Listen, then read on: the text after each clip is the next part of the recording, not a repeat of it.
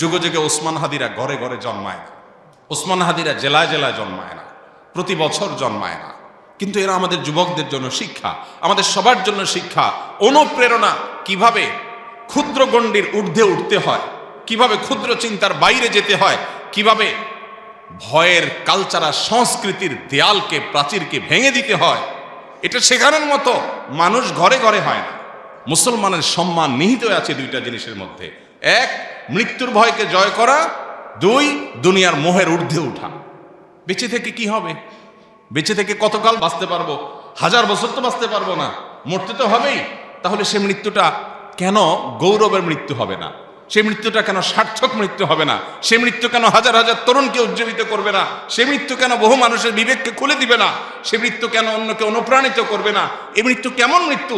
যে মৃত্যু আমার একজন ভীরু মানুষের মতো মৃত্যু হবে। আমি পলায়ন পর হয়ে মৃত্যু কেন বরণ করব? এই মৃত্যুর ভিতরে কি সার্থকতা আছে? এই মৃত্যু তো সবাই বরণ করে, গরু ছাগলেরও তো মৃত্যু হয়। আমি মানুষ, আমি প্রাণী, আমি মুসলিম, আমি আল্লাহর নবীর উম্মত, আমি বড় বড় সাহাবীদের অনুসারী। অতএব আমার মৃত্যু তো অন্য 10 জনের মৃত্যু মতো হতে পারে না। আমি একজন আদর্শবাদী মুসলিম হতে হয়। আমার চোখে মুখে থাকবে দুনিয়া জয় করার স্বপ্ন, আমার চোখে মুখে থাকবে অন্যায়ের বিরুদ্ধে কথা বলার স্বপ্ন, মাজলুম মানুষের পক্ষে কথা বলার স্বপ্ন, অন্যায় অনাচারের বিরুদ্ধে কথা বলার স্বপ্ন।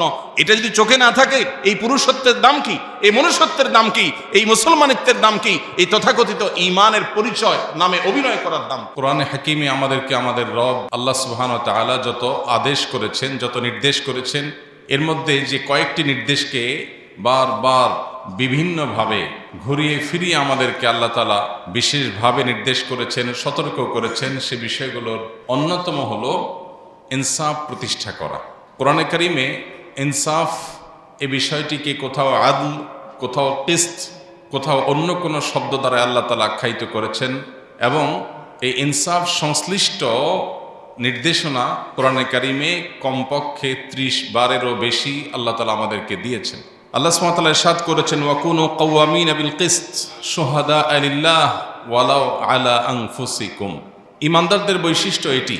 আল্লাহ তাআলা নির্দেশ করেছেন মুমিনদেরকে যে আমরা যেন ইনসাফ প্রতিষ্ঠাকারী হই, আমরা যেন ন্যায় এবং ন্যায্যতার পক্ষে সব সময় থাকি এবং সেটাকে সমাজে প্রতিষ্ঠিত করে ছাড়ি। এমনকি ন্যায় বা ইনসাফ প্রতিষ্ঠা করতে গিয়ে যদি নিজের বিরুদ্ধেও যায়, আমার গোষ্ঠীর বিরুদ্ধেও যায়, আমি একজন আলিম, কোনো আলিম অন্যায় করেছেন, আমি একজন মুসলিম, কোনো মুসলিম অন্যায় করেছেন, আমি কোনো একটা দলকে অনুসরণ করি, সে দলের মানুষজন অন্যায় করেছেন, নিজেদের বিরুদ্ধে গেলেও যেন আমরা ইনসাফের কথা বলি, আমরা যেন কখনো ইনসাফ থেকে বিচ্ছিত না হই, এই পরিষ্কার নির্দেশনা আল্লাহ তাআলা আমাদেরকে দিয়েছেন।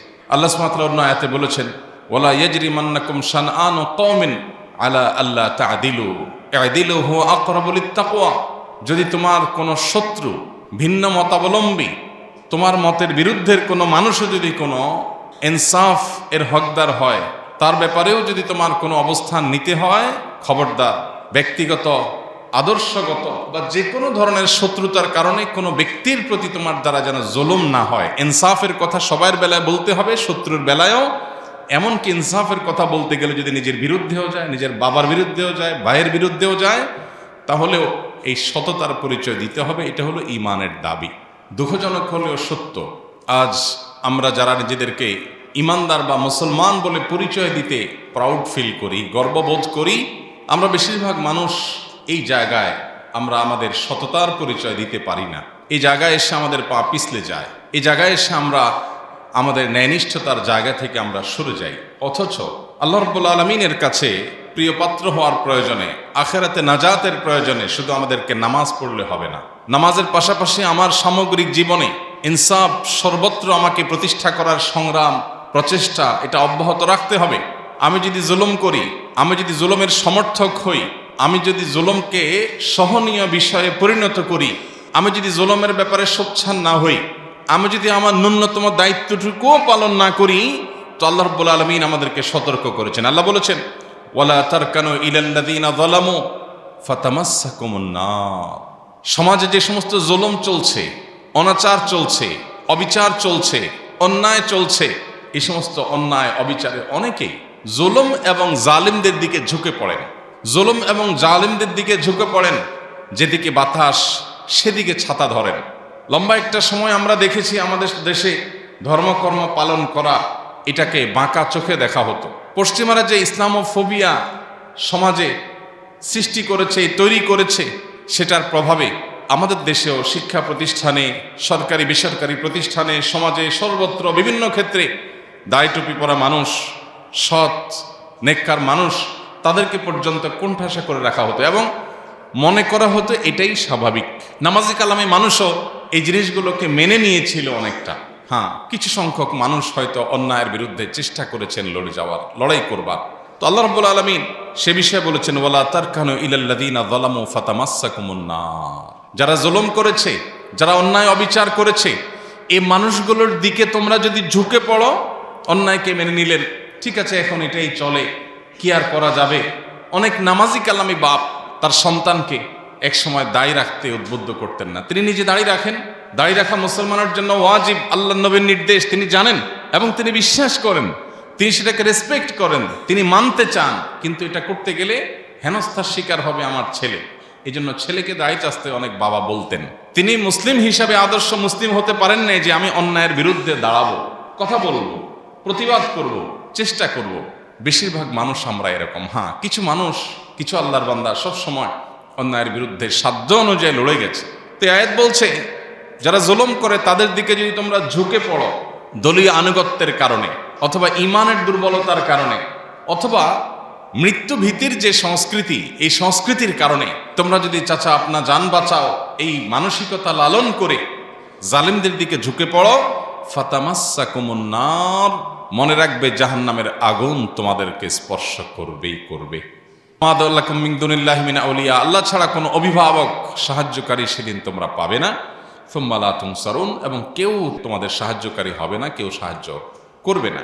আবু সাঈদ খুদরী রাদিয়াল্লাহু তাআলা আনহুর একটা প্রসিদ্ধ হাদিস আমরা অনেকে বারবার শুনেছি। তিনি বলেছেন, নবী করিম সাল্লাল্লাহু আলাইহি ওয়াসাল্লাম ইরশাদ করেছেন, আফদালুল জিহাদে কালিমাতু আদলিন ইনদা সুলতানিন জায়ের। সবচেয়ে উত্তম জিহাদ হলো অন্যায় অনাচারকারী শাসক, ক্ষমতাধর মানুষের সামনে ন্যায় এবং ইনসাফের কথা বলা। এটা আজ সমাজ থেকে হারিয়ে গেছে। আমরা প্রত্যেকটা মানুষ এখন সেলফিশ। আমরা প্রত্যেকটা মানুষ, এমনকি ধার্মিক মানুষও আছেন অনেকে তাহাজ্জুদ গুজার, কিন্তু তিনি আত্মকেন্দ্রিক, তিনি স্বার্থপর, তিনি নিজের যান বাঁচানোতে বিশ্বাস। শহুরে জীবনে এটা তো আরো ভয়ঙ্কর। চোখের সামনে খুন হচ্ছে, যার যাচ্ছে সে বুঝুক, আমি আমার যান বাঁচায় চলে যাই, আমি ওই ঝামেলায় যেতে চাই না। বেশিরভাগ মানুষ আমরা এই মেন্টালিটি। চোখের সামনে ছিনতাই হচ্ছে, 5 জন মানুষ একটু জোরে ধমক দিলেই ছিনতাইকারী পালায় যায়, কিন্তু ওখানে গিয়ে আমি যদি কোনো ঝামেলায় পড়ি, আমি আমার যান বাঁচাই। আমরা ভোর রাতে অনেকে উঠে তাহাজ্জুদের নামাজ পড়ি, অনেক বড় ফজিলতপূর্ণ কাজ। শীতের বিরুদ্ধে সংগ্রাম করে তাহাজ্জুদ পড়া 4টিখানি কথা না, সবার কপালে নসিব হয় না। অনেকে কষ্ট করে ক্ষুধার্ত থেকে নফল রোজা রাখি আমরা, এটাও অনেক কষ্টসাধ্য কাজ। অনেকে নিজের প্রাণের অনেক পছন্দের জিনিসপত্র আল্লাহর রাহে দান করেন, অনেক কষ্ট করে কামাই করা, উপার্জন করা অর্থ করি আমরা আল্লাহর রাস্তায় দান করি, এটাও কষ্টের কাজ। কিন্তু সেই মানুষগুলো আমরা অন্যায় অনাচারের বিরুদ্ধে দাঁড়ানো, কথা বলা, ভূমিকা রাখা, এটাও যে একটা ইবাদতের কাজ। কোন কোন ক্ষেত্রে আমার ওই তাহাজ্জুদের চাইতে বেশি ফজিলতের বিষয়, আমার দানের চাইতে বেশি সওয়াবের বিষয়, আমার অন্যান্য ইবাদতের চাইতেও আল্লাহকে বেশি সন্তুষ্ট করবে এমন বিষয়, এটা আমরা ঘুণাক্ষরেও মনে রাখি না, বরং ভুলে গেছি। কালচারটাই এমনভাবে প্রতিষ্ঠিত হয়েছে, ভোগবাদী এই পৃথিবী আমাদেরকে এমন শিক্ষা দিয়েছে যে আমাদেরকে ভয়ের সংস্কৃতি ধারণ করতে হবে, লালন করতে হবে, নিজের জীবন বাঁচাতে হবে। জীবন বাঁচায় যদ্দূর সম্ভব ইদ্দূর করলাম। আর বেশিরভাগ ক্ষেত্রে অন্যায় অনাচার এগুলোর বিরুদ্ধাচরণ, ইনসাফ এর পক্ষে কথা বলা, অবস্থান নেওয়া, এই বিষয়গুলোকে আমরা ভুলে গেছি। অথচ নবী করিম সাল্লাল্লাহু আলাইহি সাল্লামের সে হাদিস আমাদের কার না জানা। আমরা কে এই হাদিসটি না শুনেছি, যে হাদিসটিতে নবীজি বলেছেন, মান রাআ মিনকুম মুনকারান ফালইউগাইয়িরহু বিয়াদিহি। তোমাদের কেউ যদি কোনো অন্যায় দেখে, সে যেন তার হাত দিয়ে সে অন্যায়কে পরিবর্তন করে দেয়। আর যদি সেটা করতে সক্ষম না হয়, তাহলে সে যেন তার মুখ দ্বারা অন্যায়ের বিরুদ্ধে বলে, সফটলি, নম্রতার সাথে, কোমলতার সাথেও যেন অন্যায়ের বিরুদ্ধে বলে। আর যদি সেটাও করতে না পারে, অন্তত অন্তর থেকে এই অন্যায় পরিবর্তন করবার চিন্তা, সংকল্প, পরিকল্পনা, নিয়ত, এর প্রতি ঘৃণা, এগুলো যেন অন্তত লালন করে। এটুকু হলো ইমানের সর্বনিম্ন স্তর। আর যদি এটুকুও না হয়, আপনার সমাজে অনাচার হচ্ছে, আপনার ব্রুটা পর্যন্ত ভাঁজ হচ্ছে না, কপালে ভাঁজ হচ্ছে না, অন্যায় হচ্ছে, আপনি সেটার বিরুদ্ধে কথা বলা তো দূরের কথা, আপনার মধ্যে কোনো হিতাহিত জ্ঞানটুকু পর্যন্ত নেই, আপনি আপনার নিজেকে নিয়ে ব্যস্ত, তাহলে নিজেকে মুসলিম বা ইমানদার হিসাবে দাবি করবার কোনো নৈতিক অধিকার আমাদের নাই। আজ দুঃখজনক বাস্তবতা হলো আমরা বেশিরভাগ মানুষ এই কাতারের মুসল্লি। আমরা নামাজ পড়ি কিন্তু অসৎ কাজে বাধা প্রদান আমরা করি না। আমরা প্রত্যেকটা মানুষ যদি অন্যায়ের বিরুদ্ধে সোচ্চার হতাম, কোনো জালেম মাথা ছাড়া দিয়ে দাঁড়াতে পারতো না, কোনো আধিপত্যবাদীরা আমাদেরকে গোলাম বানিয়ে রাখতে পারতো না। কিন্তু আমরা যখন স্বার্থপর হয়ে গেছি, আমরা যখন শুধু নিজের জীবন আর পরিবার নিয়ে আমাদের চিন্তা ভাবনা ঘুরপাক খায়, এর বাইরে আমরা ভাবতে পারি না, তখন গোলামি আমাদের জন্য অবধারিত হয়ে গেছে, অপমান আমাদের জন্য অবধারিত হয়ে গেছে, অপরিহার্য হয়ে গেছে। নবী সাল্লাল্লাহু আলাইহি সাল্লাম তার সেই প্রখ্যাত হাদিসে এমনি এমনি বলেননি। একটা সময় আসবে যে সমস্ত জাতিগোষ্ঠীরা, সমস্ত সম্প্রদায়, অন্য ধর্মের মানুষেরা, মানুষ যেভাবে খাবারের টেবিলে বসে চারপাশে ভাগযোগ করে ছিঁড়ে ফুড়ে খায়, তোমাদের মুসলিম জাতিকে সেভাবে ছিঁড়ে ফুড়ে খাবে। কখনো তোমাদেরকে জঙ্গি তকমা দিবে, কখনো তোমাদেরকে মৌলবাদী তকমা দিবে, কখনো তোমাদেরকে বিভিন্ন দেশবিরোধী তকমা দিবে। এগুলো দিয়ে দিয়ে তোমাদেরকে দুর্বল করবে, কোণঠাসা করবে এবং তোমাদেরকে শেষ করবে, ধ্বংস করবে। নিজেদের মধ্যে গ্রুপিং সৃষ্টি করে, মতবিরোধ সৃষ্টি করে, তোমাদের মধ্যে মতভিন্নতা সৃষ্টি করে তোমাদেরকে লাগিয়ে দিবে এবং মুসলমানদের মধ্যে একটা অংশ আরেক অংশের ব্যাপারে দ্বিধাগ্রস্ত হয়ে পড়বে। এরকম যে জটিল অবস্থায় তৈরি হবে, অন্য সম্প্রদায়ের মানুষরা তোমাদেরকে ভোগের বস্তুতে পরিণত করবে, তোমাদেরকে ভেঙে চড়ে খাবে। কেউ কাশ্মীর নিবে, কেউ ইরাক নিবে, কেউ সিরিয়া নিবে, কেউ আফগানিস্তান নিবে, কেউ আফ্রিকা নিবে।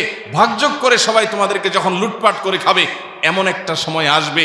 নবীজিকে সাহাবীরা বলেছেন, ইয়া রাসূলুল্লাহ আবি কিল্লাতি নাহনু ইয়াউমাইদিন, সেদিন কি আমাদের সংখ্যা অনেক অল্প হবে, সেজন্য দুরবস্থা হবে? নবীজি বলেছেন, না, বাল আনতুম ইয়াউমাইদিন কাসীর, বরং সেদিন তোমাদের সংখ্যা হবে অনেক। দুনিয়াতে কোটি কোটি মুসলমান থাকবে, ওয়ালাকিন্নাকুম গুসাউন কাগুসাইস সাইল, কিন্তু বানের পানির উপরে খড়কুটা যেরকম ভেসে যায়, তোমরা সেরকম খড়কুটার মতো হবে। তোমরা আদর্শহীন মুসলিম হবে, নামে মুসলমান ধারণ করবে, নামাজ পড়াটাকেই শুধু ইসলাম বানিয়ে নিবে, অন্যায়ের বিরুদ্ধে কথা বলাকে তোমরা কোনো ভালো বিষয় মনে করবে না। নবীজি বলেছিলেন সেদিন তোমাদের এই পরিণতির দুটি কারণ থাকে, এক হুব্বুদ দুনিয়া, দুই কারাহিয়াতুল মাউত। তোমাদের মধ্যে দুনিয়ার মোহ অনেক বেশি হয়ে যাবে। দুনিয়ার মোহ যখন বেশি হয়ে যাবে, তখন আমার ফ্যামিলি, আমার বাচ্চা কাচ্চা, আমার বাপ ভাই, আমার নিজের, আমার ব্যবসা বাণিজ্য, আমার ক্যারিয়ার, তোমার চিন্তা শুধু এই চক্রের মধ্যে ঘুরপাক খাবে। এই চক্রকে ভেদ করে তুমি জান্নাত পর্যন্ত দেখতে পাওয়া, আখিরাত পর্যন্ত দেখতে পাওয়া, রবের সন্তুষ্টি অর্জন করা, সার্থক মানুষ হয়ে যাওয়া, এই মানসিকতা তোমাদের মধ্যে থাকবে না। ক্ষুদ্র চিন্তার মধ্যে তোমরা সীমাবদ্ধ থাকবে। এটা মুসলমানের পরিচয় নয়। মুসলমান সে মানুষ যে আবু বকর ওমরের সন্তান, খালিদ ইবনে ওয়ালিদের সন্তান, ওমর আবু বকরের ওসমানের সন্তান, আলী রাদিয়াল্লাহু তাআলা আনহুর আদর্শের সন্তান, মুহাম্মদ সাল্লাল্লাহু আলাইহি সাল্লামের রূহানি সন্তান। সে মুসলমান তো সামান্য শুধু ফ্যামিলির চিন্তা, কয়টা টাকা পয়সার চিন্তা, একটু লাক্সারিয়াস লাইফ লিড করার চিন্তা, একটু ভোগের চিন্তা করবে না। এটা তো পশু পাখিরাও করে, প্রাণীরাও করে। মানুষের মনুষ্যত্ব, ইমানদারের সার্থকতাই হলো তার জীবনকে অন্যায়ের বিরুদ্ধে সর্বোচ্চ সোচ্চার রেখে আল্লাহর রাহে নিজের জীবনকে নজরানা হিসাবে পেশ করতে পারা। এটাই তো মুসলমানের সার্থকতা। যেদিন তোমাদের মধ্যে দুনিয়ার মোহ পেয়ে বসবে, তোমরা ক্ষুদ্র গণ্ডির বাইরে আসতে পারবে না।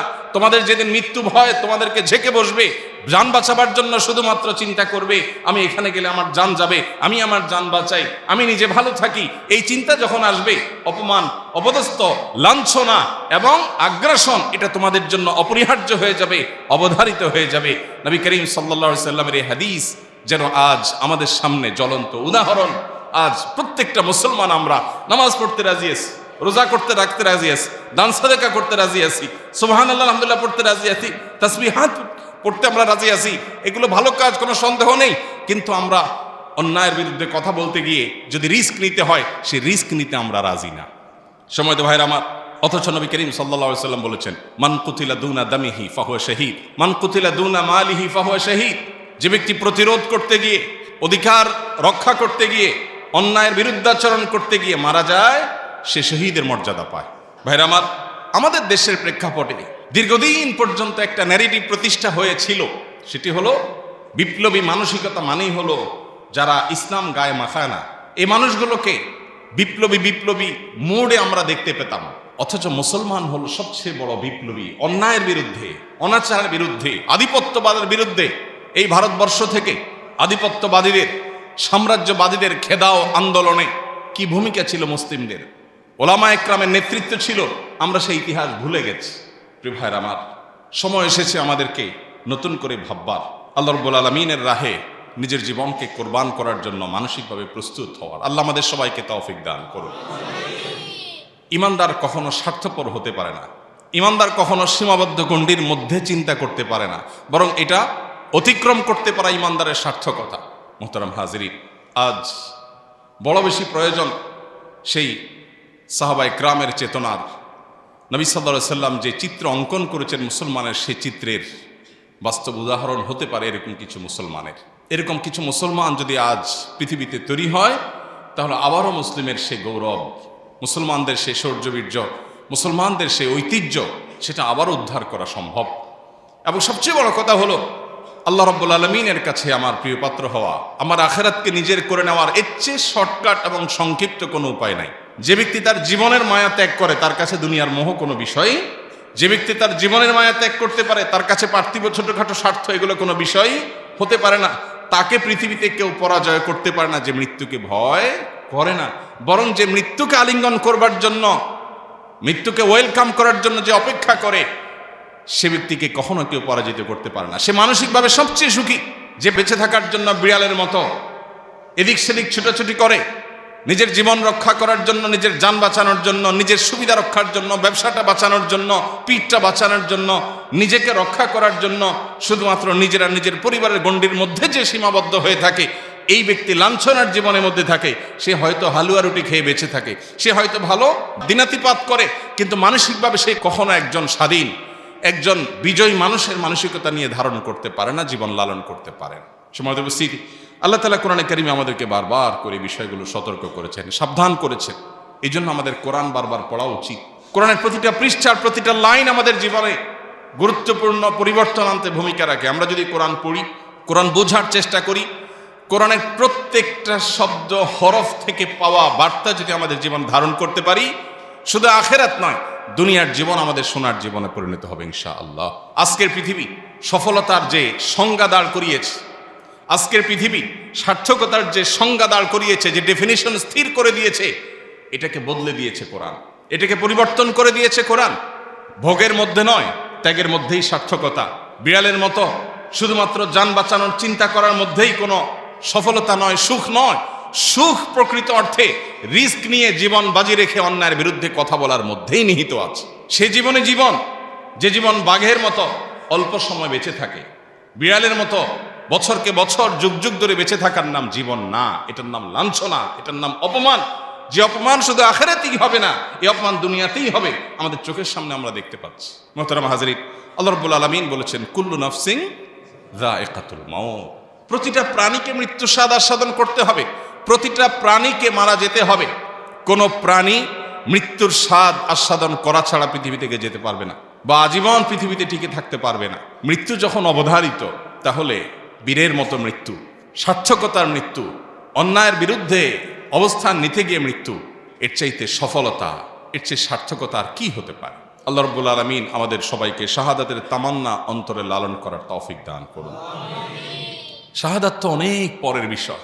আমরা যদি আমাদের সমাজে প্রচলিত অনাচারগুলোর বিরুদ্ধে অন্তত চিন্তা ভাবনা শুরু করি, সব জায়গায় হয়তো আমাকে বৈপ্লবিক ভূমিকা রাখতে হবে না, আমি যদি অন্তত নাহি আনিল মুনকার, অসৎ কাজে বাধা প্রদান করার এই কাজটা শুরুটাও করতে পারি, তাহলেও আমি একজন মুমিন হিসাবে, ইমানদার হিসাবে এটা আমার সার্থকতার বিষয় হবে। আল্লাহ সুবহানাহু ওয়া তাআলা আমাদেরকে বড় বেশি ভালোবাসেন। আমরা আল্লাহ তাআলার প্রিয় হাবিব মুহাম্মদ সাল্লাল্লাহু আলাইহি সাল্লামের আদরের উম্মত, তার সবচেয়ে শ্রেষ্ঠ খলিল, তার বন্ধু, তার সবচেয়ে আপন মানুষটার, আপন সৃষ্টিটার আমরা উম্মত, তার পরিবারের সদস্য, যার কারণে আল্লাহ আমাদেরকে অনেক বেশি ভালোবাসেন। পৃথিবীর ইতিহাসে যত জাতিগোষ্ঠী এসেছে, যত সম্প্রদায় এসেছে, সবার মধ্যে উম্মতে মুহাম্মদী আল্লাহর কাছে স্পেশাল। আল্লাহ এদেরকে বিশেষভাবে তৈরি করেছেন এবং পছন্দ করেন। আল্লাহ বলেছেন, কুনতুম খয়রা উম্মাহ, তোমরা শ্রেষ্ঠ সম্প্রদায় হয়েছো, তোমরা শ্রেষ্ঠ সম্প্রদায়, শ্রেষ্ঠ উম্মাহ হয়েছো, কারণ উখরিজাত লিন-নাস, তোমরা ফ্যামিলির এবং নিজের স্বার্থের এই গণ্ডির মধ্যে, চক্রের মধ্যেই শুধুমাত্র ঘুরপাক খাবে, এটা তোমাদের সাথে যায় না, মানায় না। উখরিজাত লিন-নাস, তোমাদেরকে সৃষ্টি করা হয়েছে মানুষের জন্য। আমি সৃষ্টি হয়েছি কার জন্য? আমি শুধু আমার ফ্যামিলি চিন্তা করব। একটা অনাচার হবে, কোনো মানুষ জুলুমের শিকার হবে, সমাজে কোনো অনাচার এস্টাবলিশড হবে, অন্যায় চলবে, আমি সেটা মেনে নিব না। সবসময় হয়তো আমি হাত দিয়ে বাজাইতে পারবো না, অন্তত আমার এটার বিরুদ্ধে অবস্থান নিতে হবে, ভূমিকা রাখতে হবে। সেটা হোক আমার প্রিয়জনের বিরুদ্ধে, হোক আমার এলাকার মানুষের বিরুদ্ধে, হোক আমার বন্ধুর বিরুদ্ধে, আমাকে ইনসাফ প্রতিষ্ঠা করতে হবে। বেইনসাফ করা মানুষ কখনো মুসলমান হতে পারে না, অসম্ভব। কিন্তু আজ বেইনসাফি রন্ধ্রে রন্ধ্রে আমাদের, সামান্য একটু স্বার্থের জন্য, চক্ষু লজ্জার খাতিরে আমরা অন্যায় করি। আল্লাহ বলেছেন, কুনতুম খায়রা উম্মাতিন উখরিজাত লিন-নাস। আমাদের সৃষ্টি করা হয়েছে, বের করা হয়েছে মানুষের জন্য, মানুষের কল্যাণে কাজ করব। তা'মুরুনা বিল মা'রুফ ওয়া তানহাউনা আনিল মুনকার ওয়া তু'মিনুনা বিল্লাহ। সৎ কাজের আদেশ, অসৎ কাজে বাধা প্রদান করা, এটা আমাদের দায়িত্ব। আল্লাহ আমাদের সবাইকে দায়িত্ব যথাযথভাবে পালন করার তৌফিক দান করুন। মুহতারাম হাজরিন, মৃত্যু তো অবধারিতই। আল্লাহ বলেছেন, কুল ইন্নাল মাউতাল্লাযী তাফিরুনা মিনহু ফাইন্নাহু মুলাকীকুম। যে মৃত্যু থেকে পলায়ন করার জন্য চেষ্টা করছো, তোমরা যে মৃত্যু থেকে রক্ষা পাওয়ার জন্য পালিয়ে বেড়াও, এখানে না ওখানে, ওখানে গেলে মনে হয় বাঁচবো, এটা করলে মনে হয় বাঁচবো, এটা বললে মনে হয় বাঁচবো না, এই বাঁচার জন্য তোমাদের যে প্রাণান্তকর প্রচেষ্টা, তোমাদের যে পলায়ন পর মানসিকতা, মনে রাখবে সে মৃত্যু তোমাদের সাথে সাক্ষাৎ করবে। শব্দটা লক্ষণীয়, ফাইন্নাহু মুলাকীকুম। আল্লাহ বলেন নাই যে তোমরা যখন পলায়ন করবে মৃত্যু তোমাদের পিছন থেকে এসে ধরবে, সেটা বলেন নাই। মুলাকীকুম বলেছেন মৃত্যু তোমাদের সামনে থেকে এসে সাক্ষাৎ করবে। তুমি যেদিকে যাচ্ছ পলায়ন করতে, ওই দিক থেকে মৃত্যু আসবে তোমাকে সাক্ষাৎ করার জন্য, এড়াতে পারবে না। মৃত্যু যখন অবধারিত, তাহলে সেটা শিয়ালের মৃত্যু কেন হবে, বাঘের মৃত্যুই হওয়া উচিত। আল্লাহর কাছে তামান্না থাকতেই হবে ইমানদারের, যে আল্লাহ মৃত্যু যখন হবেই, মরবই যখন, আমি যেন অন্যায়ের বিরুদ্ধে কথা বলতে গিয়ে, কাজ করতে গিয়ে মরি, এটাই তো সার্থকতার মৃত্যু। আমি ভীরু মানুষের মতো মৃত্যুবরণ করতে পারি না। নবী সাল্লাল্লাহু আলাইহি সাল্লাম আল্লাহর কাছে পানাহ চেয়েছেন, আল্লাহুম্মা ইন্নী আউযু বিকা মিনাল বুখলি ওয়াল জুবন। আল্লাহ, আপনার কাছে আমি কৃপণতা থেকে, ভীরুতা থেকে পানাহ চাই। আমি যেন ভীরু হয়ে না পড়ি, আমি যেন হীনমন্য হয়ে না পড়ি, আমি যেন ভীত সন্ত্রস্ত না হই। আজ আমাদের সমাজে মুসলমানদের মধ্যে ভয়ের সংস্কৃতি সৃষ্টি হয়ে গেছে। ভয়ের সংস্কৃতি সৃষ্টি হয়েছে না হয়নি? আজ শরীফ ওসমান হাদির মতো কিছু তরুণ, তারা আমাদেরকে ভয়ের সংস্কৃতি ভাঙতে শিখিয়েছে। তারা শিখিয়েছে কিভাবে ভয়কে জয় করতে হয়। আপনার আমার অনেকের মতো তারও একটা ছোট্ট বাচ্চা আছে, মায়া আছে, এবং সে জানতো সে যে পথে পা বাড়িয়েছে, এই পথে মৃত্যু অবধারিত, সেটার জন্য প্রস্তুত ছিল, আগে থেকে ঘোষণা দিয়েছে। পরিচিত ভাই ব্রাদারকে বলে গেছে, আমি মরে গেলে আমার বাচ্চাদের দিকে খেয়াল রাখিও, জাস্ট ইট। আর আল্লাহ খেয়াল রাখবেন, যথেষ্ট। বহু লেবাসধারী ধার্মিকের চাইতে, বহু লেবাসধারী তথাকথিত আলিমের চাইতে এ ধরনের তরুণরা আমাদের ক্ষেত্রে, আমাদের জন্য এই ক্ষেত্রে অন্তত উত্তম উদাহরণ। সমকালীন জীবনে বা সমসাময়িক সময়ে নিজের অবশ্যম্ভাবী অপরিহার্য পরিণতির কথা জানার পরও এইভাবে সাহসিকতার পরিচয় দেওয়া, মৃত্যু ভয়কে জয় করা এবং ভয়ের সংস্কৃতিকে ভাঙার উজ্জ্বল উদাহরণ তার চাইতে আর ভালো কাউকে খুঁজে পাওয়া যায় না। মানুষ যখন নিশ্চিত হয়ে যায় তার বিপদ আসছে, সে সাবধান হয়ে যায়। সাবধান সেও ছিল, কিন্তু অনেকে আছেন সাবধানতা নয় বরং গা বাঁচানোর চেষ্টা করে। ঠিক আছে, জান বাঁচতে বহুত কিছু করতে পারবো, আরে জান বাঁচায় রেখে কি করবো যে জান দিয়ে কিছু করতে পারবো না? জানটা বেঁচে থাকাটা কি জন্য? আল্লাহকে সন্তুষ্ট করার জন্য, আল্লাহকে খুশি করার জন্য। আল্লাহ রাব্বুল আলামিন আমাদেরকে এখান থেকে শিক্ষা গ্রহণ করার তৌফিক দান করুন। আজকে আমাদের যে তরুণ সমাজ আছে, তরুণ সমাজের বড় অংশকে ভোগবাদী পৃথিবী শুধু ভোগ শিখিয়েছে।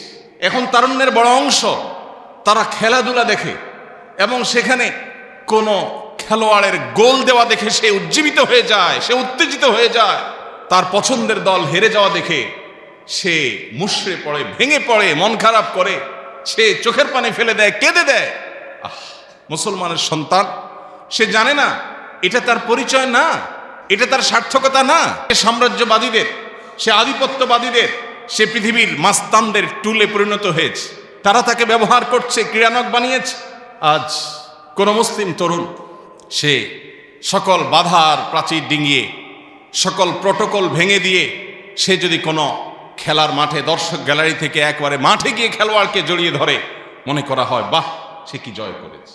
অথচ মুসলমান তো খালিদ ইবনে ওয়ালিদের সন্তান, ওমর আবু বকরের সন্তান, ওসমান আলীর সন্তান, আব্দুল্লাহ ইবনে ওমরের সন্তান, রিদওয়ানুল্লাহি তাআলা আলাইহিম আজমাইন। তারা আমাদেরকে শিখিয়েছেন কিভাবে ইনসাফের জন্য সংগ্রাম করতে হয়, লড়াই করতে হয়, পৃথিবীর মানুষকে সত্যের পথে আনবার জন্য লড়াই করতে হয়, কিভাবে নিজের ভোগবাদিতাকে পায়ের নিচে পিষ্ট করতে হয়, এই শিক্ষা তারা দিয়ে গেছেন। এই জন্য পৃথিবীকে তারা শাসন করেছে, পৃথিবী তাদের পায়ের নিচে এসেছে। কারণ মুসলমানের সম্মান নিহিত আছে দুইটা জিনিসের মধ্যে: এক, মৃত্যুর ভয়কে জয় করা; দুই, দুনিয়ার মোহের ঊর্ধ্বে উঠা। বেঁচে থেকে কি হবে? বেঁচে থেকে কতকাল বাঁচতে পারবো? 1000 বছর তো বাঁচতে পারবো না, মরতে তো হবেই। তাহলে সে মৃত্যুটা কেন গৌরবের মৃত্যু হবে না? সে মৃত্যুটা কেন সার্থক মৃত্যু হবে না? সে মৃত্যু কেন হাজার হাজার তরুণকে উজ্জীবিত করবে না? সে মৃত্যু কেন বহু মানুষের বিবেককে খুলে দিবে না? সে মৃত্যু কেন অন্যকে অনুপ্রাণিত করবে না?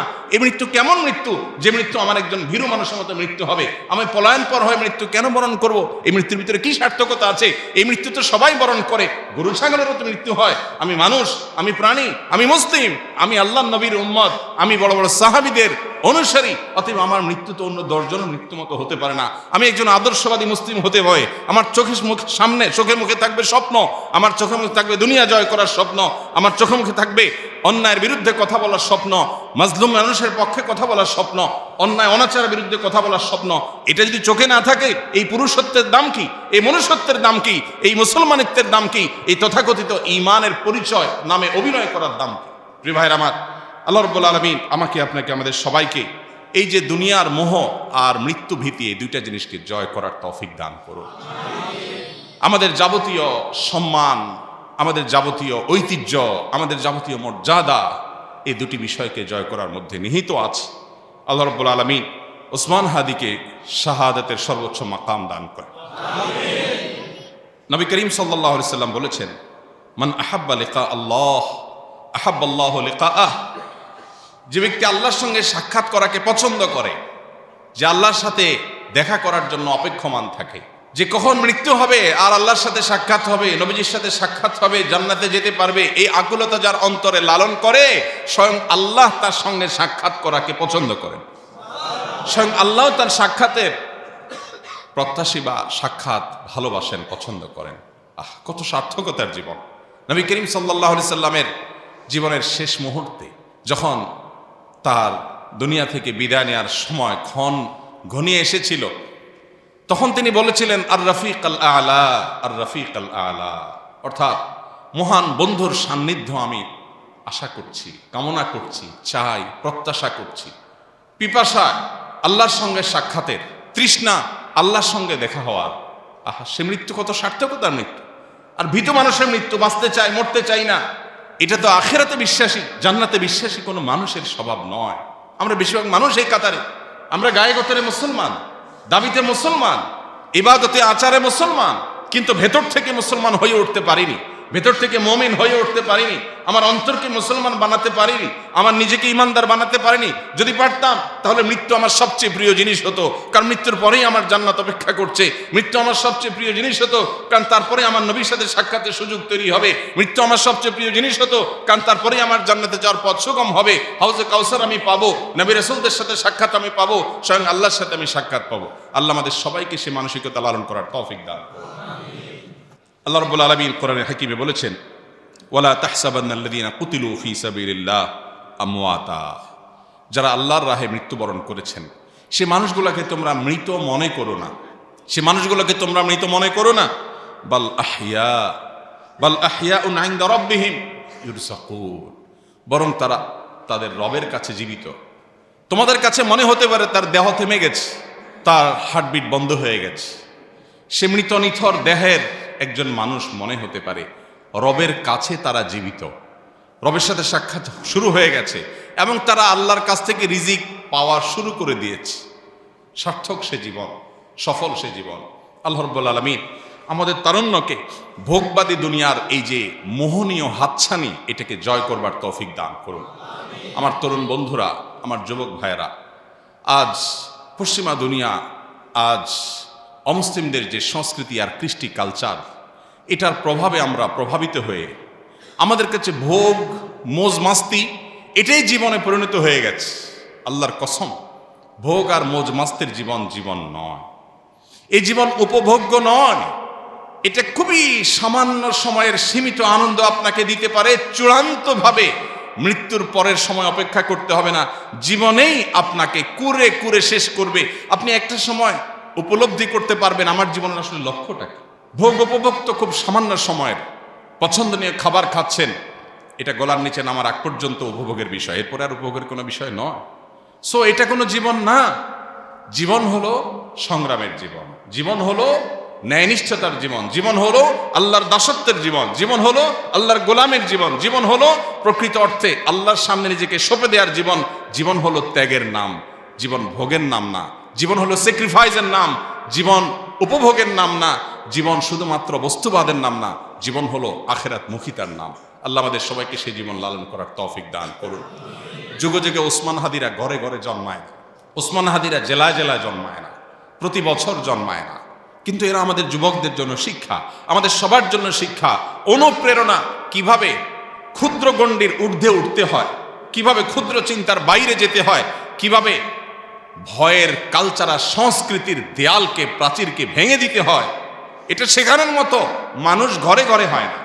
আল্লাহ তাআলা আমাদেরকে শিক্ষা গ্রহণের তৌফিক দান করুন।